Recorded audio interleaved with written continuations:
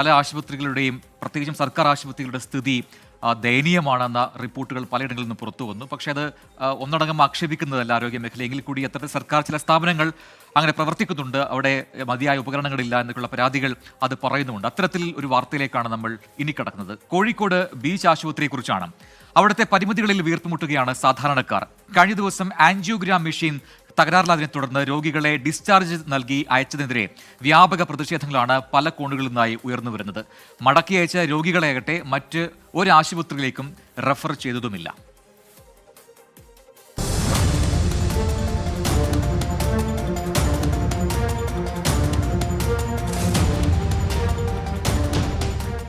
Kozhikode medical college കഴിഞ്ഞാൽ ഒരുപക്ഷെ ഏറ്റവും കൂടുതൽ സാധാരണക്കാരായ ആളുകൾ ആശ്രയിക്കുന്ന മറ്റൊരു ആശുപത്രിയാണ് ബീച്ച് ആശുപത്രി. ആൻജിയോഗ്രാം മെഷീൻ തകരാറിലായതിനെ തുടർന്ന് കഴിഞ്ഞ ദിവസം ഇവിടെ നിന്ന് രോഗികളെ കൂട്ടത്തോടെ മടക്കി അയക്കുന്ന സാഹചര്യമുണ്ടായി. കേരളത്തിൽ കേട്ടുകേൾവി പോലുമില്ലാത്ത കാര്യങ്ങളാണ് കഴിഞ്ഞ ഏതാനും ദിവസങ്ങളായി ആരോഗ്യരംഗത്ത് നടക്കുന്നത്. കഴിഞ്ഞ ചൊവ്വാഴ്ചയാണ് ആരോഗ്യ കേരളത്തിന് അപമാനകരമായ സംഭവം കോഴിക്കോട് ബീച്ച് ആശുപത്രിയിലുണ്ടായത്. ആൻജിയോഗ്രാം മെഷീൻ തകരാറിലായതിനെ തുടർന്ന് അഡ്മിറ്റായ രോഗികളെ കൂട്ടത്തോടെ ഡിസ്ചാർജ് ചെയ്ത് തിരിച്ചയക്കുകയായിരുന്നു.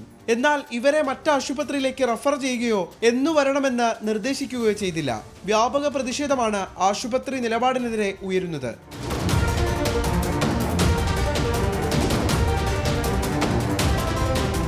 ഉപകരണങ്ങൾ കേടാവുക സ്വാഭാവികമാണ്. അങ്ങനെ ഉപകരണങ്ങൾ കേടാകുമ്പോൾ അതിനുള്ള ബദൽ സംവിധാനം ഒരുക്കേണ്ടത് ഇവിടുത്തെ ഉദ്യോഗസ്ഥന്മാരാണ്, അധികാരികളാണ്. അത് ഒരുക്കിയില്ലെന്ന് മാത്രമല്ല, ഈ പാവപ്പെട്ട രോഗികളെ ബലമായിട്ട് ഡിസ്ചാർജ് ചെയ്തിട്ട് വീടുകളിലേക്കാണ് പറഞ്ഞയച്ചത്. വീടുകളിലേക്ക് പോയ ഒരു ഹൃദ്രോഗി പെട്ടെന്ന് ഏതെങ്കിലും തരത്തിലുള്ള ഒരു അത്യാഹിതം സംഭവിച്ചാൽ അതിൻ്റെ ഉത്തരവാദിത്വം ഈ ആശുപത്രി അധികൃതർ ഏറ്റെടുക്കുമോ? ബീച്ച് ആശുപത്രി അധികൃതരുടെ നടപടി സ്വകാര്യ ആശുപത്രികളെ സഹായിക്കാനാണെന്ന ആരോപണവും വ്യാപകമാണ്.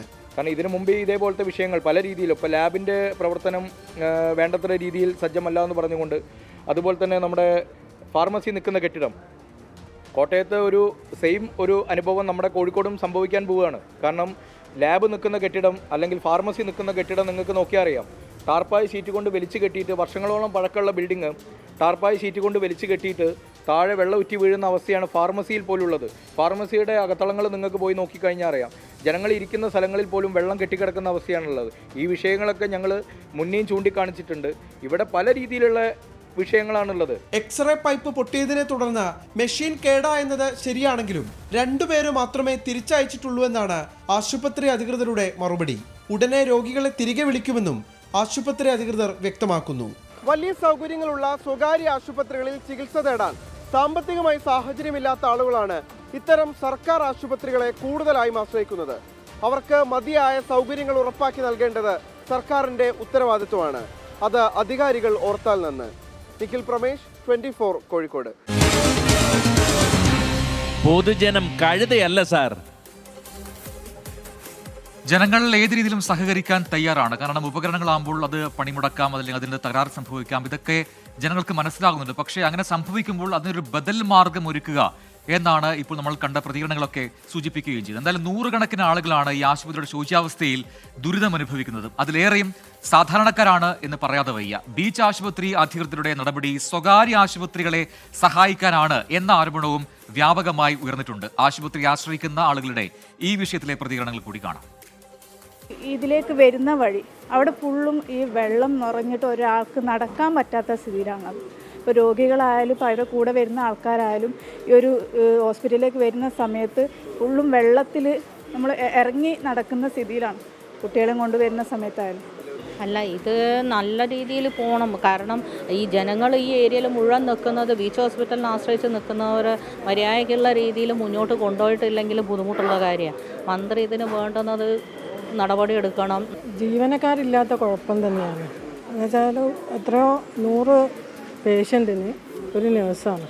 ഈ നേഴ്സ് എങ്ങോട്ട് ഓടി നടക്കും? ഈ മഴക്കാലത്ത് ഒരുപാട് ആളുകൾക്ക് പനി, വിറയൽ, പല അസുഖങ്ങളും ഉണ്ടാവും. ഇതിനൊക്കെ ചികിത്സ തേടി വരുന്ന രോഗികൾക്ക് കാര്യമായിട്ടുള്ള ഒരു ട്രീറ്റ്മെൻറ്റ് ഇവിടുന്ന് കിട്ടുന്നില്ല. അതേപോലെ ഫാർമസിയിലായാലും ഒരുപാട് നേരം ലൈൻ നിന്നിട്ടാണ് നമ്മൾക്ക് മരുന്ന് കിട്ടുന്നത്. നമ്മുടെ പ്രേക്ഷകരിൽ പലരും അത്തരത്തിലുള്ള സമാന അനുഭവം ഉള്ളവരൊക്കെ അതുമായി ബന്ധപ്പെട്ട കാര്യങ്ങൾ പറയുന്നുണ്ട്. എബ്രഹാം തോമസ് പറയുന്നു, പല സർക്കാർ ആശുപത്രികളിലും നമ്മൾ ചികിത്സയ്ക്കായി ചെന്നാൽ മനുഷ്യജീവന് ഒരു വിലയും കൽപ്പിക്കാത്ത രീതിയിലാണ് അവിടുത്തെ ജീവനക്കാരുടെ ഇടപെടലുകൾ എന്നൊക്കെ പറയുന്നുണ്ട്.